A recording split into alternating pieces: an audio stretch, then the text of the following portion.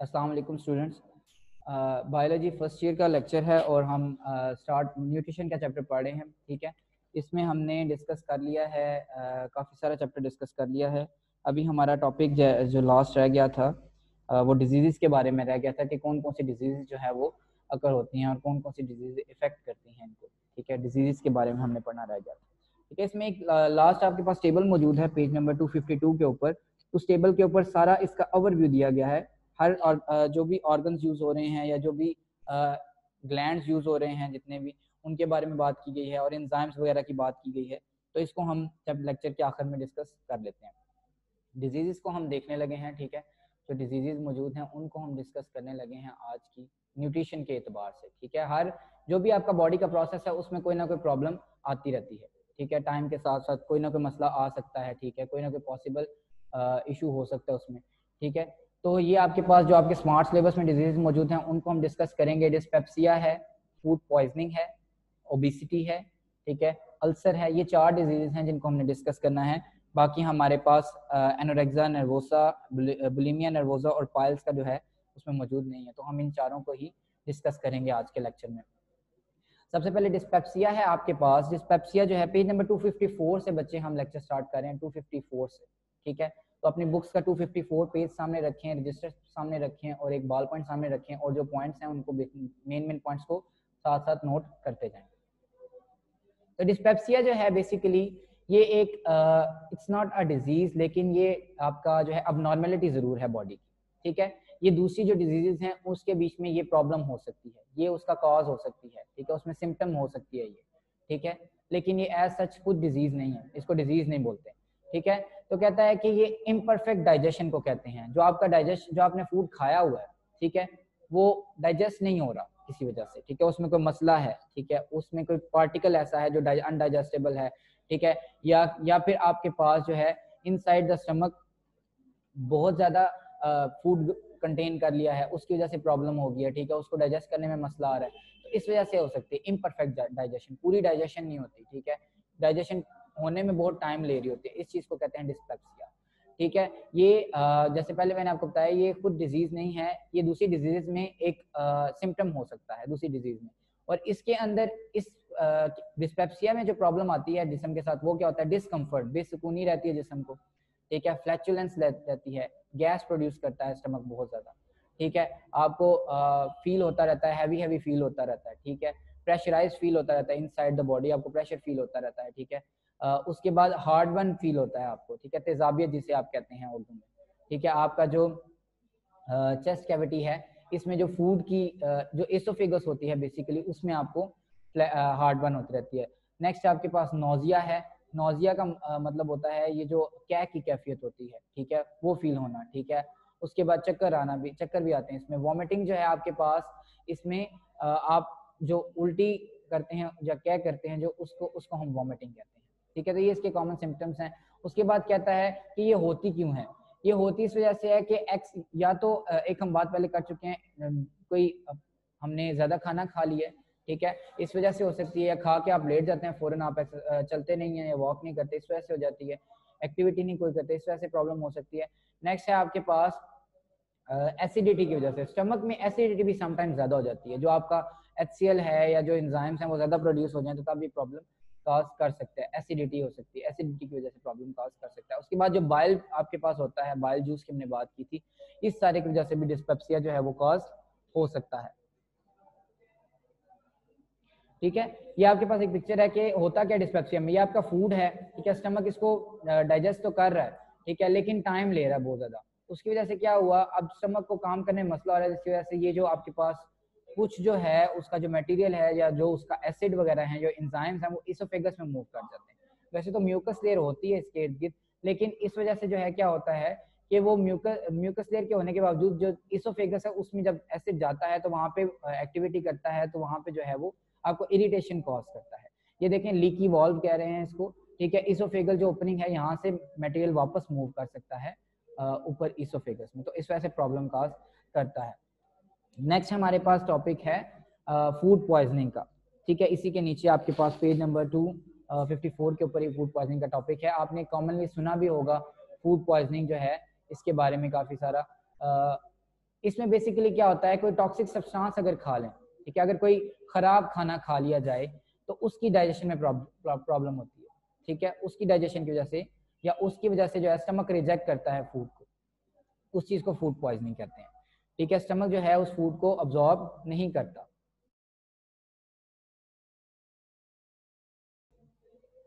हाँ जी, तो स्टमक जो है उस फूड को डाइजेस्ट करने की बजाय रिजेक्ट करना शुरू कर देता है, तो इसको हम कहते हैं फूड पॉइजनिंग, ठीक है। आम जुबान में इसको हैजे के नाम से आप जानते हैं, ठीक है। अब कहता है कि ये बेसिकली जो आपका फूड होता है, जो खराब फूड होता है, जिसको जो भी ऑर्गेनिज्म है या जो भी इंसान है वो खा लेता है जब, तो उसके बीच में different kind of bacteria present होते हैं जो डिफरेंट केमिकल्स प्रोड्यूस करते हैं। ये केमिकल जो है फूड को डाइजेस्ट होने में मसला कर होते हैं, इस वजह से जो बॉडी है उस फूड को रिजेक्ट करना शुरू कर देती है। बैक्टीरिया, दो बैक्टीरिया का जिक्र किया गया है, साल्मोनेला एंड कैम्पेलोबैक्टर, ठीक है। ये दोनों मेन रोल प्ले करते हैं डिजीज कॉजिंग में, ठीक है, केमिकल प्रोडक्शन में, उसकी वजह से आपका ये प्रॉब्लम होती है।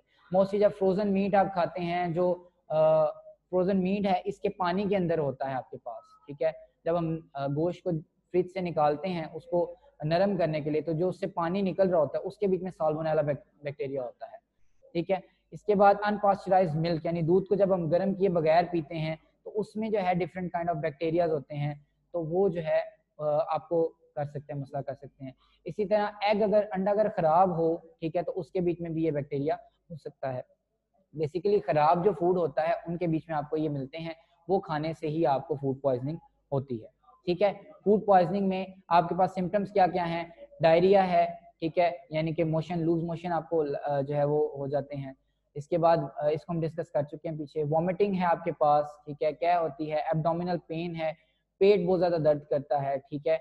और कहता है कि ये जो प्रॉब्लम है ये आपकी मोस्टली 20 to 24 आवर्स रहती है, उसके बाद खुद ब खुद जिस्म आपका, आपकी बॉडी में अल्लाह ताला ने ऐसा सिस्टम रखा है कि आपकी बॉडी खुद ही जो है अपने आप को हील करने का जो है वो रखती है, प्रोसेस जानती है, ठीक है। तो 12 से 24 घंटे के अंदर अंदर इस फूड को आपके जिस्म से बाहर निकाल दिया जाता है, आइदर थ्रू वॉमिटिंग या जो है ज्यादा एक्सक्रीशन के जरिए, ज्यादा फूड को वेस्ट मटेरियल के तौर पे निकाल के उसको बाहर फेंक दिया जाता है। दोनों तरीके से निकाल दिया जाता है जिस्म से, ठीक है। तो 12 से 24 घंटे में ये ठीक हो जाता है। उसमें इस दौरान अगर आप घर में ही रह के अपना जो है फ्लूइड्स लें, ठीक है, कहवा वगैरह अगर पिए तो उससे भी आप ठीक हो सकते हैं। इस केस में डॉक्टर के पास जाने की जरूरत नहीं है। 12 से 24 घंटे के दौरान ये ऑटोमेटिकली जो है हील होना शुरू हो जाती है आपकी बॉडी, ऑटोमेटिकली फूड पॉइजनिंग खत्म होना शुरू हो जाती है, ठीक है। लेकिन अगर आपकी जो प्रॉब्लम है वो ज्यादा रहती है, ठीक है, अगर ये प्रोसीड करती है 24 आवर्स से, तो फिर ये आपके पास प्रॉब्लम है, ठीक है। ये आपके पास सीवियर केस होता है फूड पॉइजनिंग का, इसको हम बॉटुलिज्म कहते हैं, ठीक है। इसके केस में बॉटुलिज्म जो है, जो सीवियर आपकी फॉर्म है फूड पॉइजनिंग की, इसमें कोलेस्ट्रोडियम बोटुलिनियम, ठीक है, ये बैक्टीरिया है जो कि इन्वॉल्व है डिजीज कॉज करने में, कोलेस्ट्रीडियम बोटुलिनियम, ठीक है। और ये मोस्टली जो है आपके कैंड फूड, यानी जो हम डब्बों से चीजें निकाल के खाते हैं, प्रिजर्व फूड खाते हैं आप, जो जिस तरह आप अक्सर फ्रूट लेके आते हैं बाजार से, ठीक है, वो कैंड, उसको कैंड फूड कहते हैं, ठीक है। इसी तरह जो है मार्केट से अगर आप प्रिजर्व फूड लेके आते हैं, डब्बों के अंदर कोई चीज लेके आते हैं, ठीक है, जो प्रिजर्व हुई होती है, ऑलिव्स वगैरह लेके आते हैं, या फिर दूसरी जो है आप वेजिटेबल्स वगैरह लेके आते हैं, या फिर अचार वगैरह जिसको हम कहते हैं कॉमन जुबान में, वो अगर लेके आते हैं, तो उन चीज़ों से हो सकता है अगर वो खराब हो तो उनके बीच में बैक्टीरिया मौजूद होगा और वो प्रॉब्लम करेगा, ठीक है। और उसके बाद जो है आपका इसमें होता क्या, कोलेस्ट्रोडियम बोटुलिनियम जो है ये आपके नर्वस सिस्टम को इफेक्ट करता है, ठीक है, डायरेक्टली इफेक्ट करता है आपके नर्वस सिस्टम को, और उसको जो है प्रॉब्लम करता है। और अगर इसको कंट्रोल ना किया जाए, अगर इसके ऊपर काबू ना पाया जा सके, तो ये कार्डिक या रेस्पिरेटरी पैरालिसिस भी काज कर सकता है, ठीक है। यानी कि आपका जो हार्ट अटैक होने के चांस भी होते हैं, और जो है सांस भी रुकने के चांस होते हैं। तो दोनों केसेस में या सांस टोटली पैरालिसिस नहीं होता, ठीक है, समटाइम्स टोटली होता है, लेकिन समटाइम्स जो है वो आपका पार्शियल पैरालिसिस भी होता है, ठीक है, मसला आता है आपको सांस लेने में, प्रॉब्लम भी हो सकती है। अब इसमें इस प्रॉब्लम में अर्ली सिम्टम्स क्या होते हैं, इसको जानने के लिए अर्ली सिम्टम्स ये होते हैं, डिजीनेस होती है, ठीक है, नींद आती रहती है, ठीक है, आपको सुस्ती रहती है, डबल विजन, ठीक है, दोहरा नजर आना, ठीक है, उसके बाद हेडेक, सर दर्द, ठीक है, नोजिया, ठीक है, उसके बाद अब्डोमिनल पेन है, ये सारी चीज़ें होती हैं। अब हम रोक कैसे सकते हैं फूड पॉइजनिंग को, कि हम जो है अपना जब भी कोई चीज़ प्रिपेयर कर रहे हैं, कोई फूड वगैरह प्रिपेयर कर रहे हैं, तो उससे पहले अपने हाथ अच्छी तरह धोएं। हमारे हाथों के ऊपर भी हो सकता है मसला, ठीक है। हो सकता है आपने कोई सब्जी वगैरह पकानी हो, उससे पहले आपने गोश्त को हाथ लगाया हो, जिसको आपने यूज़ तो नहीं करना, लेकिन आपने उसको हाथ लगाया हो, किसी और सब्सटेंस को हाथ लगाया जिसके ऊपर बैक्टीरियाज हो, तो वो उसके बीच में इंट्रोड्यूस हो सकते हैं फूड प्रिपेयर करते हुए, तो वो मसला हो सकता है, फिर बाद में वो प्रॉब्लम काज कर सकते हैं, ठीक है। उसके बाद जब आप बर्तन वगैरह धोते हैं तो साबुन, उसको अच्छी तरह उसको साबुन से साफ करें, उसको पानी से धोएं अच्छी तरह, ठीक है। बर्तन गर्म पानी से धोएं, गर्म पानी यूज करें, ठीक है। और जिस जगह पे रख रहे हैं बर्तनों को, उस जगह को भी कॉन्टिन्यूसली साफ करते रहें, ठीक है, ताकि वहाँ पे पानी जमा ना हो और वहाँ से जो भी है जितना मटेरियल है वो निकलता रहे। जो भी बैक्टीरिया उसमें अगर आ रहे हैं, कोई डेड बैक्टीरिया भी आ रहे हैं, तो वो वहाँ से निकलते रहे। सोप से यूज करने से बैक्टीरिया जो है वो फौरन डेड हो जाते हैं, ठीक है। और जो भी आप फूड बाजार से लेके आ रहे हैं उसको अच्छी तरह धोएं, ठीक है। जितने भी आप फ्रूट वगैरह या वेजिटेबल्स वगैरह लेके आ रहे हैं बाजार, सब्जियां वगैरह लेके आते हैं, जो भी लेके आते हैं उनको अच्छी तरह धोएं, ताकि उनके ऊपर भी अगर कोई बैक्टीरिया वगैरह तो वो धुल जाए, खत्म हो जाए उसके ऊपर से, ठीक है। और अगर आप कोई कटिंग वगैरह करें, फूड प्रिपेयर करना है, तो डेफिनेटली आपने हाथ धोने हैं उसके लिए। और अगर आप किचन में चीजें रखते हैं, फ्रिज में चीजें रखते हैं, ठीक है, रेफ्रिजरेटर में अगर चीजें रखते हैं, तो उनको इकट्ठा ना रखें डिफरेंट चीजों को, ठीक है। जो आपके पास जो दूध वाली चीजें उनको सेपरेट रखा जाए, ठीक है। चिकन वाली चीजों को यानी जो मीट वगैरह है, चिकन वगैरह जितना भी गोश्त है उसको सेपरेट रखा जाए, ठीक है। और सब्जियां सेपरेट रखी जाए, ठीक है। इनको अलग-अलग पार्टीशनिंग करेंगे फ्रिज में तो आपके लिए वो मसला क्रिएट नहीं करेगा। इनको सेपरेट पोर्शन में रखेंगे तो मसला क्रिएट नहीं करेगा। और अनपास्चराइज चीजें ना खाएं, ठीक है, यानी कि जो चीजें आपको डिजीज कॉज करती हैं, ठीक है, वो मोस्टली आपको अनपास्चराइज चीजों में मिलती हैं। दूध वगैरह जो है इसको अनपास्चराइज मत यूज करें, पास्चराइज करके इसको यूज करें, यानी कि इसको उबाल के यूज किया जाए, ठीक है। तो ये इन तरीकों से हम बच सकते हैं। इसके अलावा जो आप बर्तन यूज करते हैं, डिफरेंट चीजों को रखने के लिए, डिफरेंट चीजों को पकाने के लिए आप डिफरेंट बर्तन यूज करें, ठीक है, ताकि वो दो जो आप चीजें पका रहे हैं, यानी फिश अगर आप पका रहे हैं और एक तरफ आप गोश्त भी पका रहे हैं, तो उन दोनों को अगर एक ही बर्तन में धोएंगे तो फिश के जो हो सकता है जो गोश्त में से जो बैक्टीरिया निकले वो फिश में चले जाएं, जो फिश से बैक्टीरिया निकले वो गोश्त में चले जाएं, ठीक है। तो इस तरह वो जो है प्रॉब्लम काज कर सकते हैं। नेक्स्ट है आपके पास ओबेसिटी।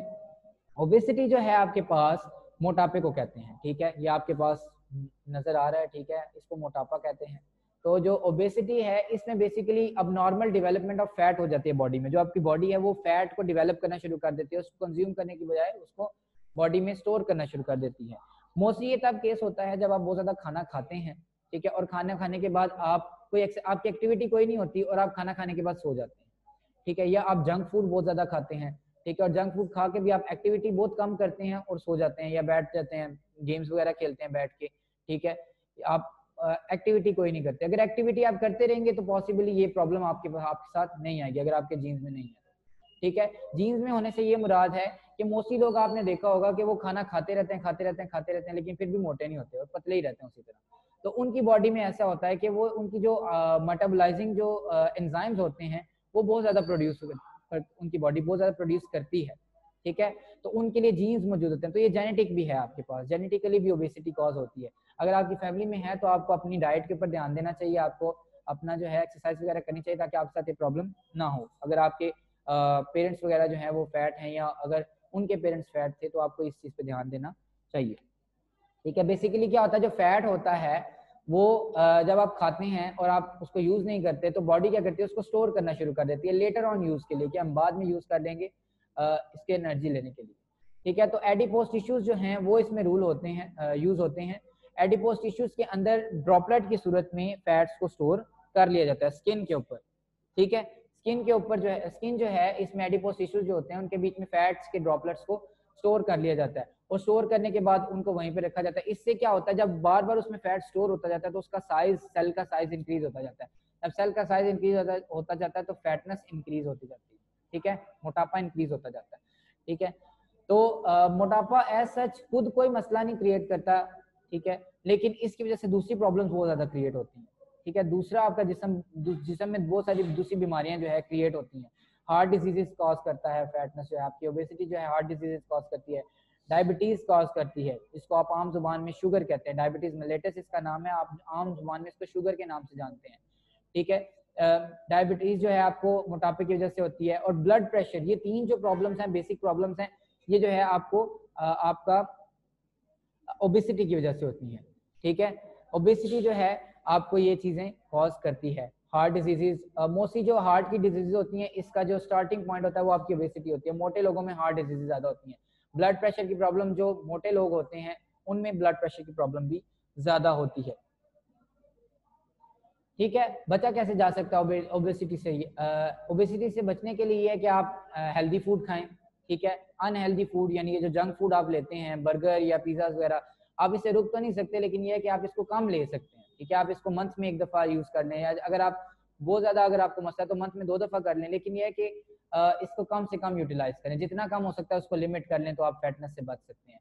उसके बाद आप फिजिकल एक्टिविटीज इंक्रीज करें, जॉगिंग करें, रनिंग करें, ठीक है, एक्सरसाइज करें। अगर आप जिम नहीं भी जा सकते, ठीक है, इट्स फॉर बोथ, ये लड़कों के लिए भी है, लड़कियों के लिए भी है, ठीक है। आप सबको जो है एक्सरसाइज करनी चाहिए, घर में एक्सरसाइज करनी चाहिए, कोई रूम मुख्तस कर लें, उसमें छोटी मोटी एक्सरसाइजेस कर लें, ठीक है। या फिर आप अगर आपके पास लॉन है या आपके पास छत है, छत के ऊपर ज्यादा जगह है तो आप वहाँ पे वॉक कर सकते हैं, ठीक है, रनिंग कर सकते हैं, खाना खाने के बाद वॉक कर सकते हैं, ठीक है, सुबह आप मॉर्निंग में वॉक कर सकते हैं। तो अपनी फिजिकल एक्टिविटीज को इंक्रीज करें, ठीक है, इससे भी आपको फैटनेस नहीं होगी, ठीक है। इसके बाद है आपके पास लिमिटिंग टेलीविजन टाइम, ठीक है। टीवी के आगे कम से कम बैठें, ठीक है, उसको कम से कम देखें। ये बेसिकली इस वजह से बोली जा रही है क्योंकि अक्सर हम जब टीवी के आगे बैठे होते हैं तो हम उसके साथ कुछ ना कुछ खा भी रहे होते हैं, तो उस टाइम पे चूंकि हम एक्टिविटी नहीं करते तो जो भी खाते हैं उसमें जितने भी फैट्स होते हैं वो सारे के सारे हमारी बॉडी में स्टोर होना शुरू हो जाते हैं। तो इस वजह से टीवी के आगे बैठ के जो है मना किया गया, उसके आगे मतलब कम से कम बैठने से आपको बोला गया, ठीक है, कम से कम बैठा जाए उसके आगे। नेक्स्ट आपके पास है improving sleep and reducing stress, ठीक है। आपकी जो स्लीप टाइम है वो एक मखसूस टाइम होना चाहिए और आपको उसी टाइम के बीच में आपको सोना चाहिए, ठीक है। आपको एक्स्ट्रा नहीं सोना चाहिए दिन के बीच में, यानी ये नहीं कि जब दिल किया जब आपको टाइम मिला आप सो गए, ठीक है। अगर आप रात को 10 बजे सोते हैं और सुबह 6 बजे उठते हैं तो आपका रोज ये नींद होनी चाहिए, ये नहीं कि आप एक दिन 12 बजे सो रहे हैं, एक दिन 1 बजे सो रहे हैं, ठीक है, एक दिन 8 बजे सो रहे हैं, ये काम नहीं करना। एक टाइम पे सोएंगे अगर तो वो आपको फैटनेस कॉज नहीं होगी, ठीक है। इससे आपकी स्ट्रेस भी कम होगी, आपको जो है नींद अच्छी आएगी, आपका जो बॉडी है वो रिलीव होगी, ठीक है। तो ये भी आपके लिए एक इम्पॉर्टेंट चीज है अगर आप फैटनेस से बचना चाहते हैं। नेक्स्ट आपके पास लास्ट टॉपिक है इस चैप्टर का, अल्सर्स।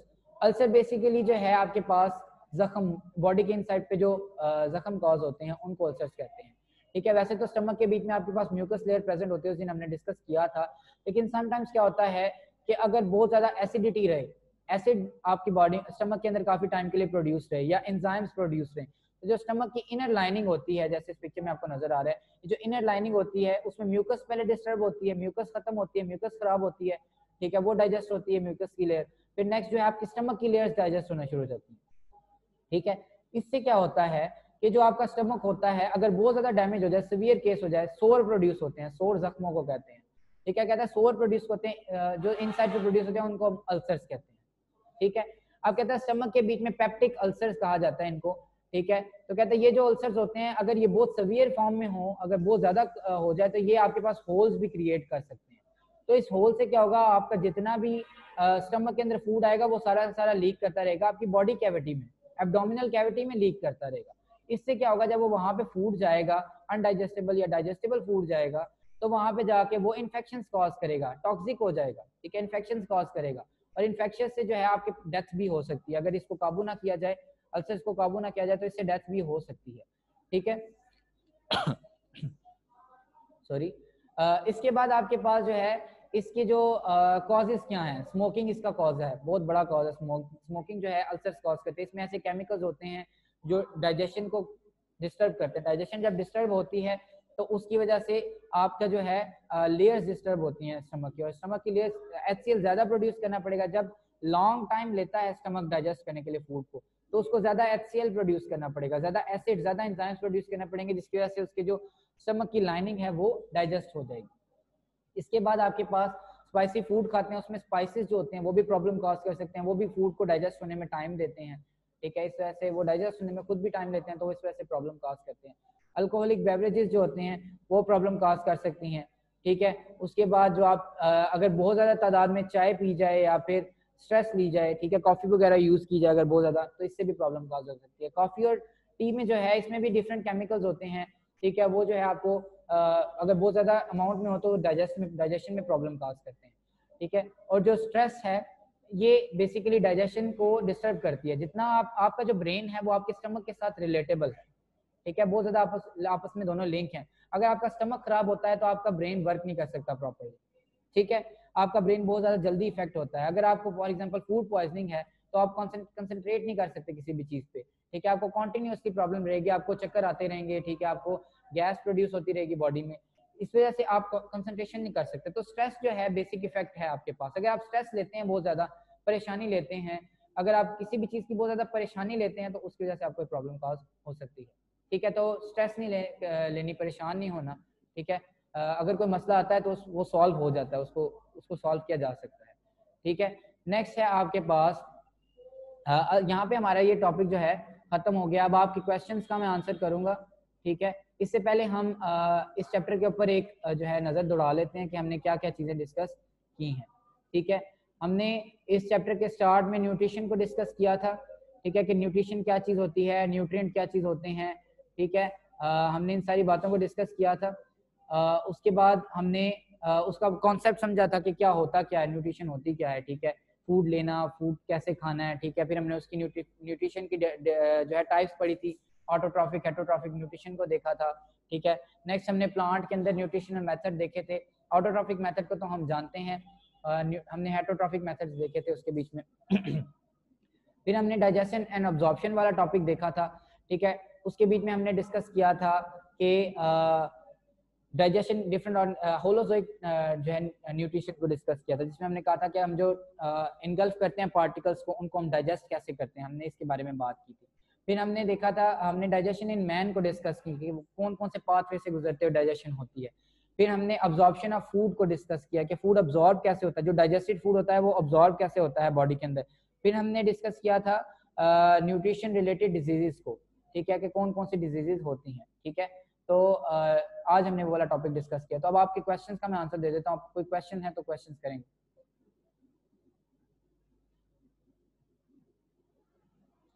फ्लैचुलेंस बच्चे गैस प्रोडक्शन को कहते हैं, जो आपकी बॉडी में गैस प्रोड्यूस होती है इसको फ्लैचुलेंस कहते हैं।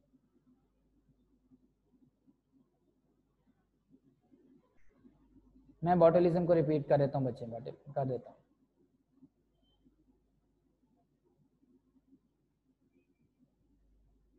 बच्चे मैंने मेंशन नहीं किया कि किसने क्वेश्चन करना है, मैंने स्पेसिफिकली किसी बच्चे को नहीं बोला। अगर आपका क्वेश्चन है तो क्वेश्चन करें। मैंने गर्ल्स या बॉयज को नहीं बोला, मैंने सबको बोला, बच्चों को बोला। पेप्टिक अल्सर, जो आपके स्टमक में अल्सर्स होते हैं उनको पेप्टिक अल्सर्स बोला जाता है। अल्कोहलिक बेवरेजेस, ऐसी चीजें जिनके बीच में अल्कोहल मौजूद होती है, ठीक है, शराब मौजूद होती है जिन चीज़ों में, उनको अल्कोहलिक बेवरेजेस कहते हैं। यहाँ पे नहीं, ये बाहर बहुत ज़्यादा कॉमन है, ठीक है, इस वजह से जनरल बात की गई है। अल्सर के सिम्टम्स बता दें, ठीक है जी, अल्सर को भी डिस्कस कर लेते हैं। आज वाला लेक्चर मैं दोबारा रिपीट करता हूँ बच्चे। जो खाना खा के सो जाते हैं उनको मैंने एक्सप्लेन किया बच्चे कि वो जो है उनके बेसिकली इंजाइम्स होते हैं बहुत ज़्यादा मौजूद उनकी बॉडी में, उनका जेनेटिक होता है ये चीज़ कि इंजाइम्स होते हैं तो उनकी डाइजेशन बहुत जल्दी हो जाती है, ठीक है, इंजाइम्स बहुत ज़्यादा प्रोड्यूस करते हैं, डाइजेशन जल्दी हो जाती है, इस वजह से उनको प्रॉब्लम नहीं होती। ठीक है जी, मैं फूड पॉइजनिंग को दोबारा डिस्कस कर लेता हूँ बच्चे।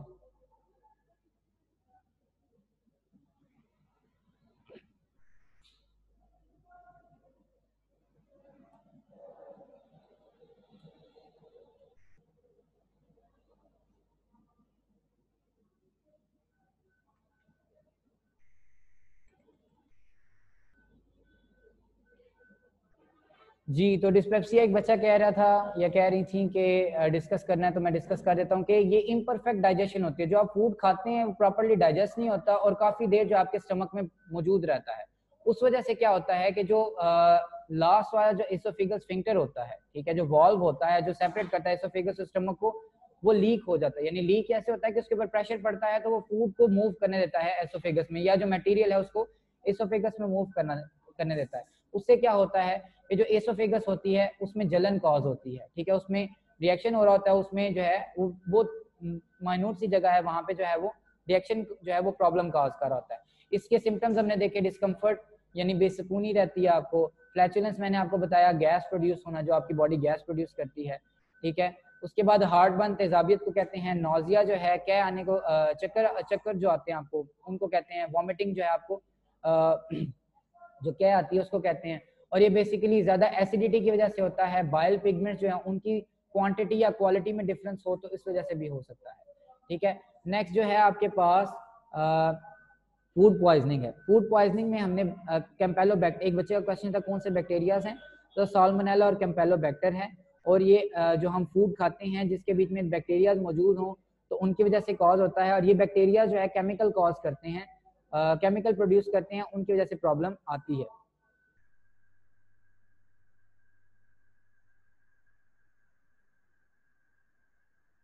उसके बाद अनपास्चराइज मिल्क हो, फ्रोजन फूड हो, उसका जो पानी निकलता है फ्रोजन फूड से, जब हम उसको अनफ्रीज करते हैं तो उसके बीच में से वाटर जब प्रोड्यूस होता है, मोस्टली मीट के बीच में से, तो वो प्रॉब्लम काज करता है। अंडे वगैरह खराब हो, उनसे प्रॉब्लम काज होती है। इसके सिम्टम्स डायरिया है, वॉमिटिंग है, एब्डोमिनल पेन है, और ये 12 से 24 घंटे तक रहता है फूड पॉइजनिंग। बॉटलिज्म जो है आपके पास, ये severe form of food poisoning है। इसके बीच में आपके पास क्या आता है,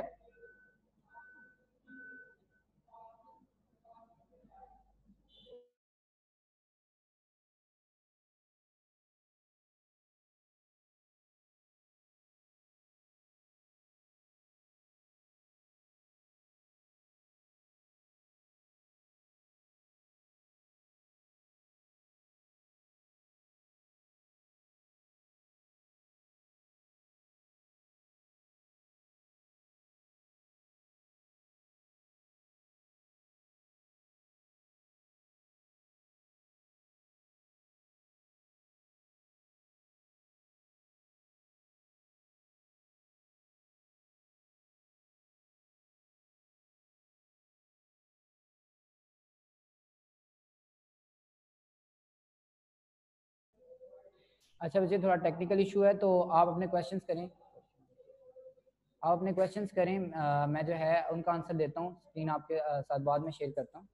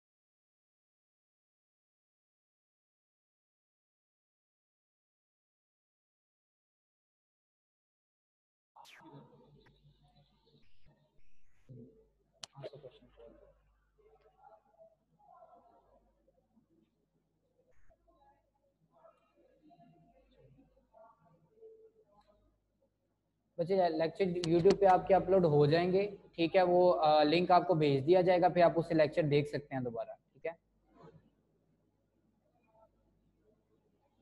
नहीं, ओबेसिटी से आगे वाले टॉपिक बच्चे नहीं है, 3 टॉपिक आपके पास नहीं है।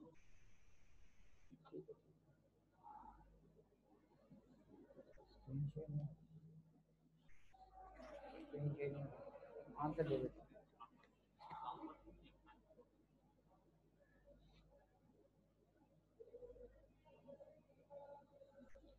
कैंसर कॉज नहीं करता बच्चे, इन्फेक्शन कॉज करता है। जब फूड आपका वहाँ से एब्डोमिनल कैविटी में लीक होता है तो वहाँ पे वो इन्फेक्शन कॉज करता है, ठीक है, कैंसर कॉज नहीं करता। डिजीनेस का मतलब होता है सुस्ती, नींद आना। जी बच्चे, फ्राज बॉटलिज्म को क्या कहना है, आगे भी लिखें उसके साथ।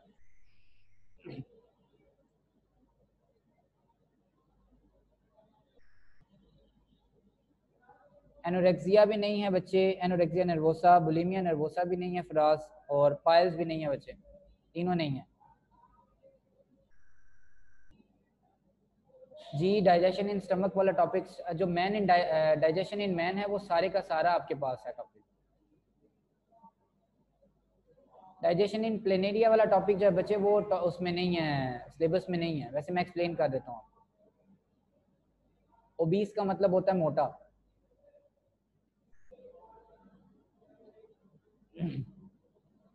अपेंडिक्स के करीब जो दर्द होता है बच्चे वो आपको बताया, अपेंडिक्स में जब ओपनिंग होती है जहन बच्चे, उसमें जो छोटी सी ओपनिंग होती है अपेंडिक्स और सीकम को मिलाती है, तो अगर फूड गलती से अपेंडिक्स में चला जाए तो वहाँ पे डिफरेंट माइक्रो ऑर्गेनिजम्स होते हैं जो फूड को डाइजेस्ट तो कर देते हैं, लेकिन फूड जो वेस्ट होती है, जो जितना भी डाइजेस्टेड फूड होती है वो बाहर नहीं आ सकती, तो वो आहिस्ता आहिस्ता वहाँ पे जो है कन्वर्ट होती जाती है उसके बीच में टॉक्सिक कंपाउंड्स में, तो वो वहाँ पे जो है प्रॉब्लम कॉज करती है, टॉक्सिसिटी कॉज करती है, उसकी वजह से आपको दर्द होता है अपेंडिक्स का, और खदशा होता है कि वो उसकी वजह से इतना प्रेशर क्रिएट होता है वहाँ पे कि वो फट भी सकती है अपेंडिक्स, ठीक है, तो उससे डेथ भी हो जाती है।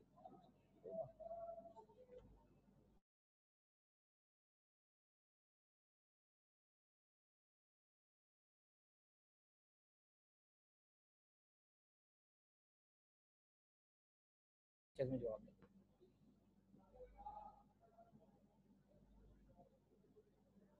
क्लासरूम का कोड बच्चे कॉलेज से रब्ता करें, कॉलेज आपको इसका जो है डिटेल दे देगा। फराज मैं ड्यूजिनम का आपको एक्सप्लेन कर देता हूँ, आज थोड़ा टेक्निकल इशू है तो ड्यूजिनम जो है वो मैं आपको स्क्रीन के साथ जो है मंडे को बता दूंगा, सारा टेक्निकल इशू है, स्क्रीन शेयर नहीं हो सकती।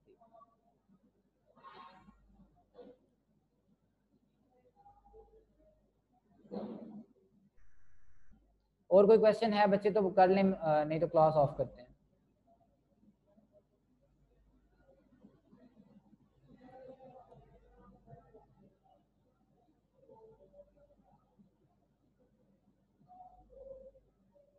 बच्चे जब अल्सर होता है तो नरम ग़िज़ाएं खाने का बोला जाता है ताकि वो जल्दी डाइजेस्ट हो जाए।